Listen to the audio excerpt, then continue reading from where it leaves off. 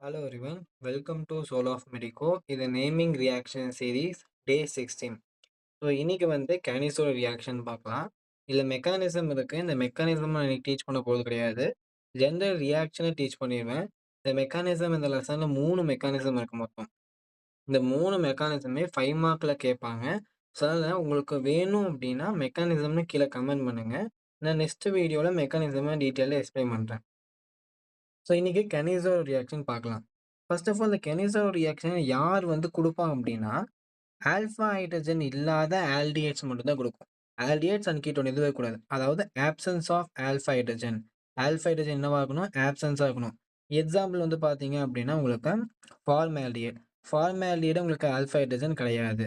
அதே மாதிரி பார்த்தீங்க அப்படின்னா, C6H6CHO அதாவது பென்சால்டிஹைட். இதுலயும் பார்த்தீங்கன்னா, ஆல்ஃபா ஹைட்ரஜன் கிடையாது. அப்ப இவங்க 2 பேரும் பார்த்தீங்கன்னா உங்களுக்கு கெனிசோட ரியாக்ஷன் குடுப்பாங்க.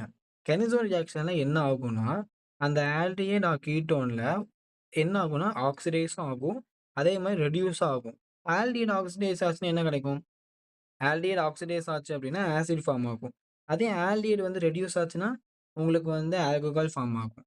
அப்ப இந்த ரியாக்ஷன் பண்ணுவோம் ஒரு ஆல்கலை இல்லைன்னா ஆசிட் பேஸ்ல பண்ணுவாங்க. ஆசிட் பிரசன்ட்ல பண்ணுவாங்க.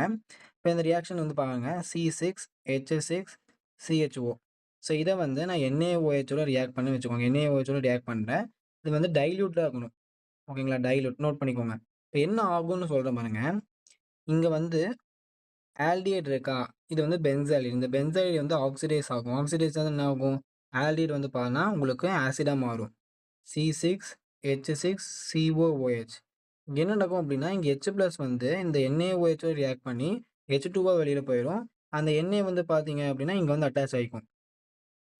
ஓகேங்களா? நெக்ஸ்ட் பார்த்தீங்க அப்டின்னா, உங்களுக்கு இங்க 2 போட்டுக்கோங்க. ஏன்னா நம்ம 2 மாலிக்யூல்ஸ் ரியாக்ட் ஆகும். நெக்ஸ்ட் அது இன்னொரு ஆல்டிஹைட். இப்ப 2 போடல. அப்ப இன்னும் ஒரு 2 ஆல்டிஹைட் இருக்கா? அதுல ஒரு ஆல்டிஹைட் ஆக்ஸிடைஸ் ஆயிடுச்சு. இன்னொரு ஆல்டிஹைட் என்ன ஆகும்னா, ரெடியூஸ் ஆகும். ஆல்டிஹைட் ரெடியூஸ் ஆச்சுன்னா என்ன ஆகும்? ஆல்டிஹைட் ரெடியூஸ் ஆச்சுன்னா உங்களுக்கு ஆல்கஹால் ஃபார்ம் ஆகும். அப்ப C6H6CH2OH.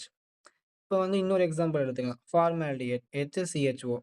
So same reagent dilute NaOH react பண்றேன்னா, இது என்ன ஆகும்? ஆக்ஸிடைஸ் ஆகும். 2 மாலிக்யூல்ஸ் எடுத்துக்கணும். அதுல 2 மாலிக்யூல்ல 1 மாலிக்யூல் ஆக்ஸிடைஸ் ஆகும்.